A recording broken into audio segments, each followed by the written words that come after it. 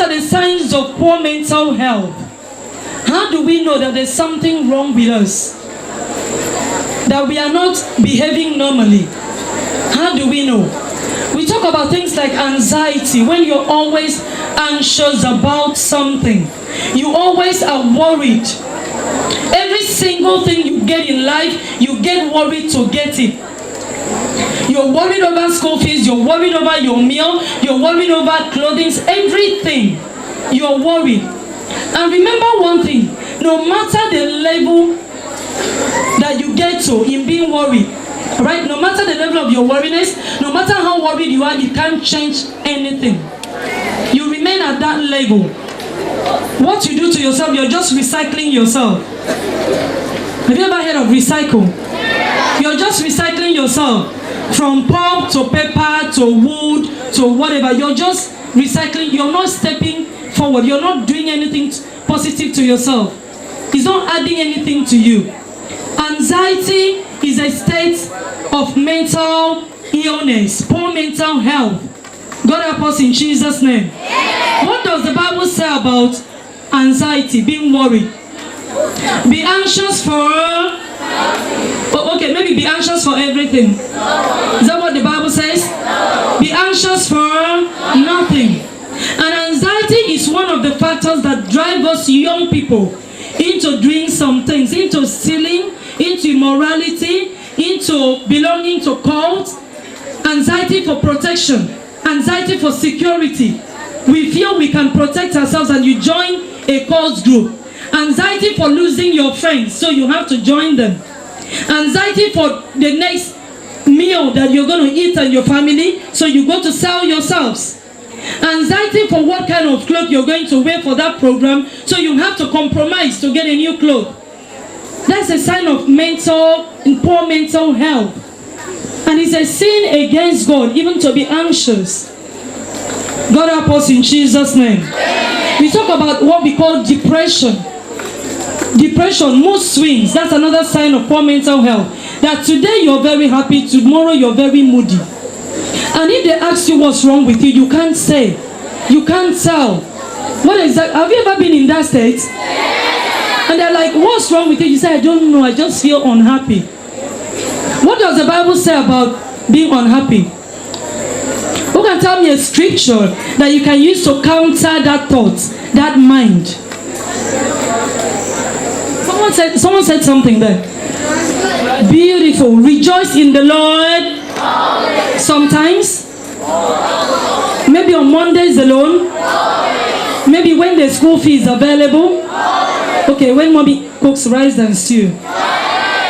God help us in Jesus' name. Rejoice in the Lord always. And again I say, rejoice. In everything, give thanks. He's always there. He's so close. He's closer than you think. Because in the first place, he's living right in you. So he can actually feel what you're feeling. Praise the Lord. And young people, let me tell you, pay attention to what I want to say now. Most of us did not start this way. If you step out of this gate and you ask, this is my village, this is where I come from. If you step out of this gate and you ask people outside the gate how we started, how it was, I'm sure the story you will hear will bring out tears from your eyes. We didn't just start like this. But he held our hands and raised us up. Those of us that used to walk on the street, we used to weed farms to eat. Alright? We used to wear one cloth. The only time we know about something they call rice and stew is Christmas. Alright? But it's not like that today. Why? Because we choose to leave our tiny hands in the big palms of Christ. And he led us little by little until we got to where we are today. Praise the Lord. Anxiety, depression doesn't pay. You sit down and you think, and depression is what brings about suicide. You think to such an extent that you make some unwholesome decisions. And let me tell you one thing. Satan does something to you when you're depressed. He brings suggestions. What if you kill yourself? What if you refuse food?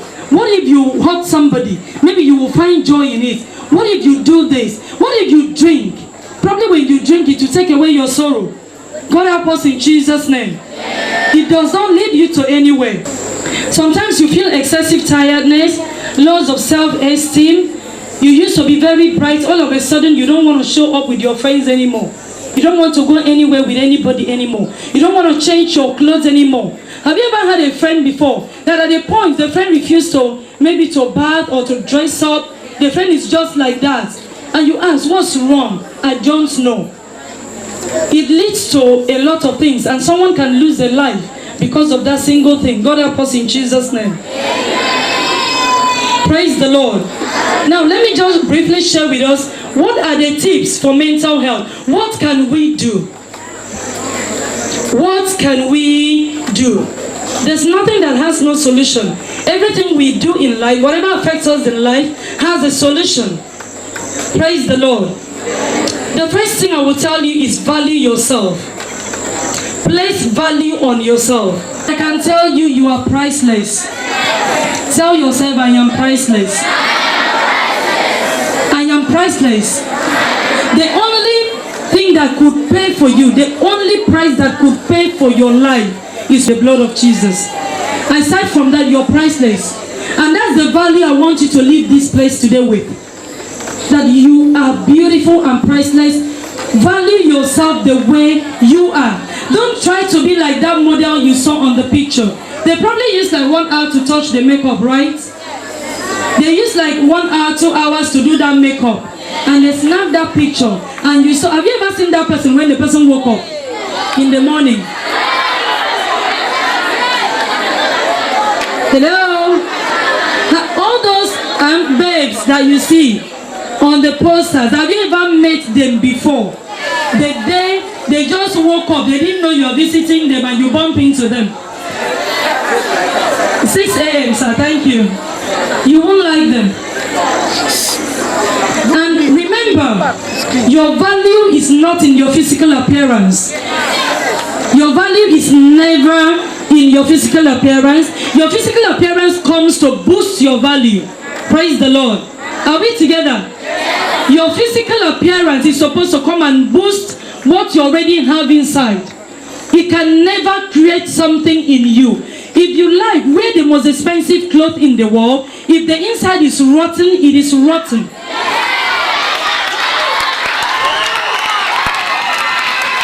Hello? Hello?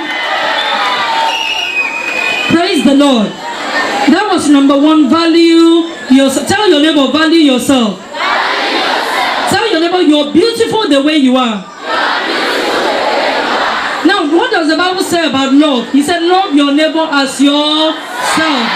Even Jesus understands this thing. I cannot love you more than I love myself. Sorry. I must love myself first to understand what it means to love. Then I will do what? Love you the same way. So I must value myself to be able to value another person. If I value myself and I value you, I will not kill you. I will not backbite about you. I will not gossip about you. I will not tell false stories. I will not hurt you. I will not pick something that belongs to you. If I value myself and I value you. Praise the Lord.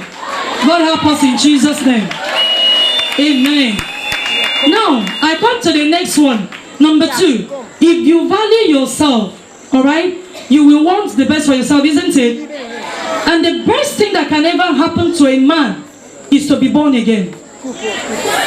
So if you value yourself, you will give your life to Christ. Hello? If you're staying in this camp and you feel you were born in a church, or your parents are pastors, or your parents even built the church, or you've always been in the choir somewhere, and you have never one day called on Jesus to be the Lord and Savior over your life, over your soul, and you don't have the Holy Spirit living in you, then you don't value yourself. You don't value yourself. Praise the Lord. If you value yourself, you must be born again.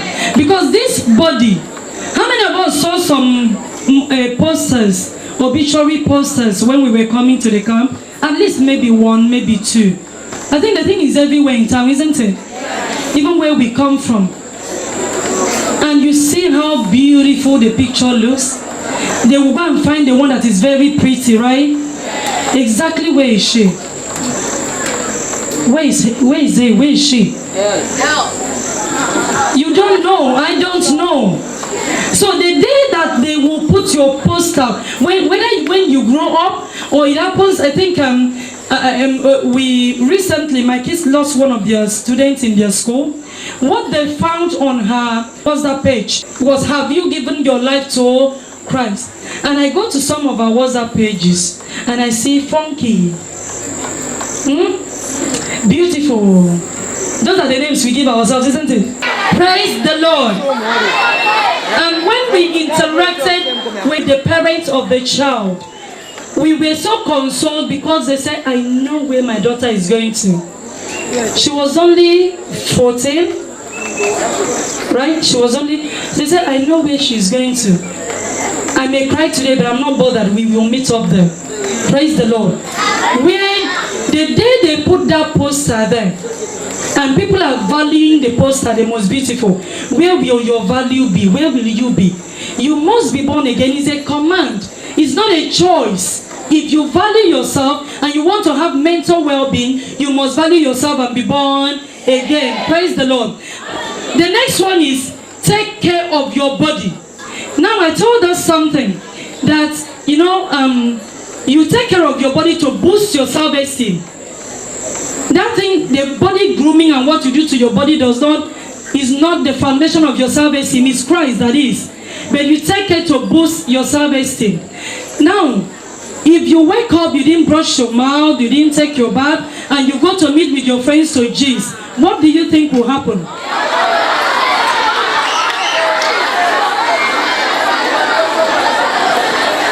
Praise the Lord. Praise the Lord. If you want your friends to follow you and follow your pattern, be a clean child. Clean up.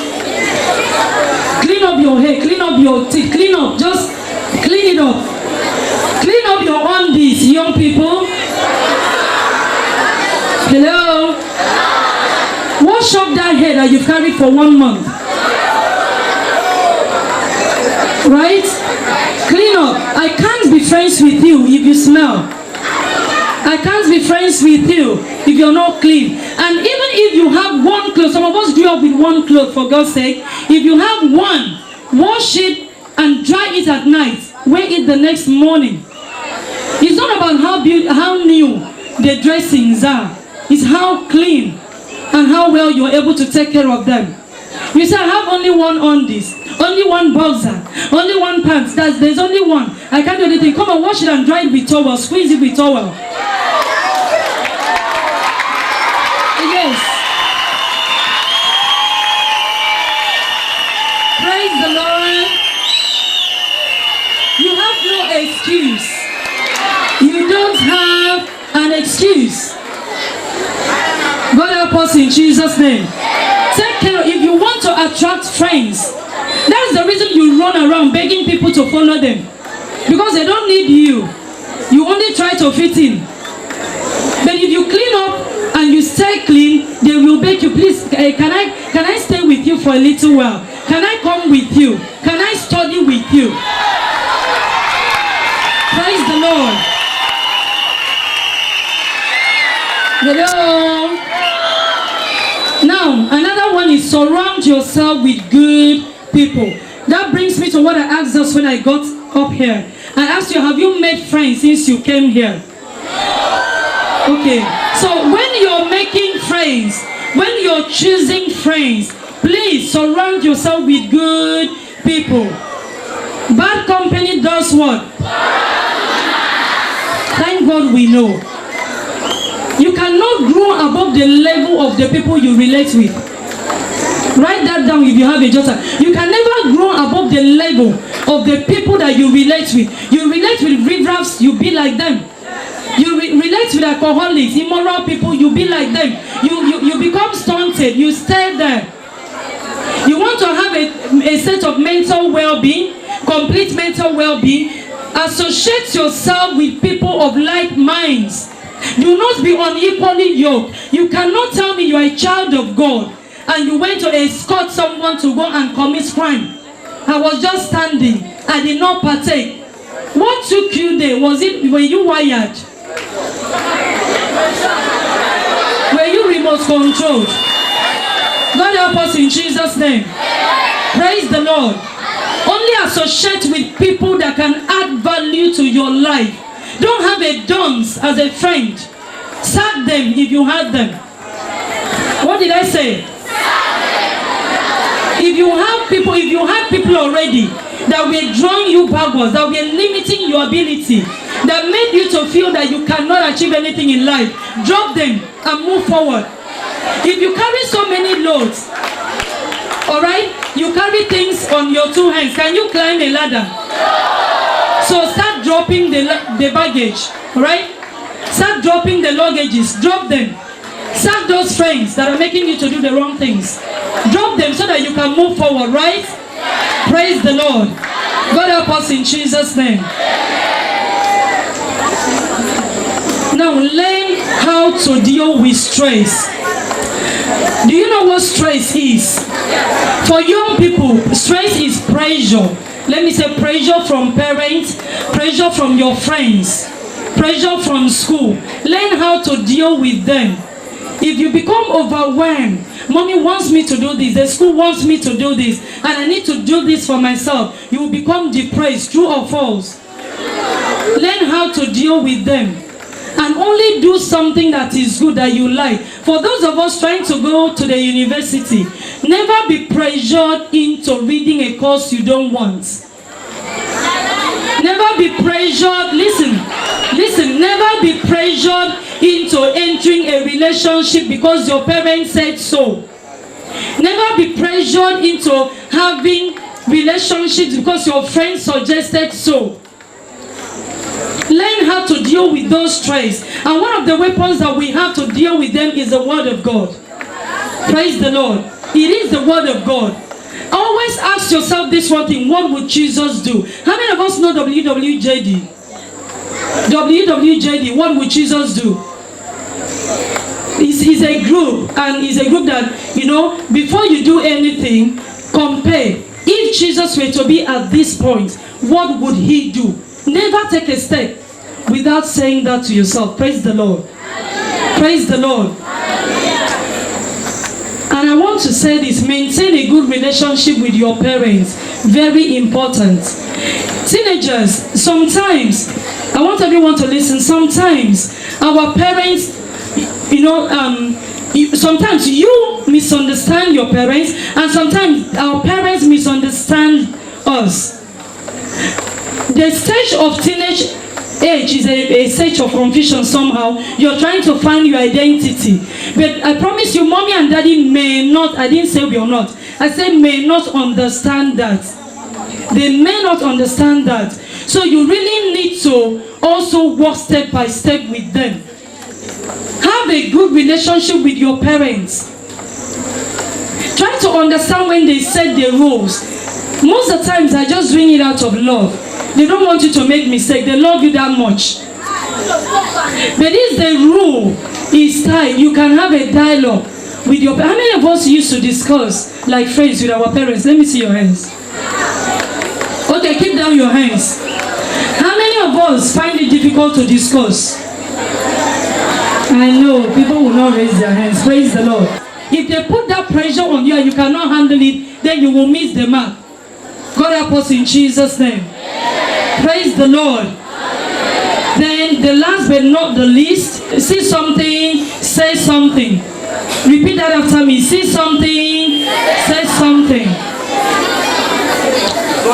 See something, say something. Say that after me. See something, say something. If you get to a point that you know something is happening to you, this is very important. If someone is doing something to you that you know is not right, or you get to a point that you know you cannot handle a particular situation, please scream, speak out, speak up, talk to somebody. Don't allow yourself to be blackmailed into enduring things that you shouldn't endure, things you can't talk to other people about. Don't die in silence. If you don't speak up, they will destroy your life. It can get to a point that you cannot recover. us in Jesus' name.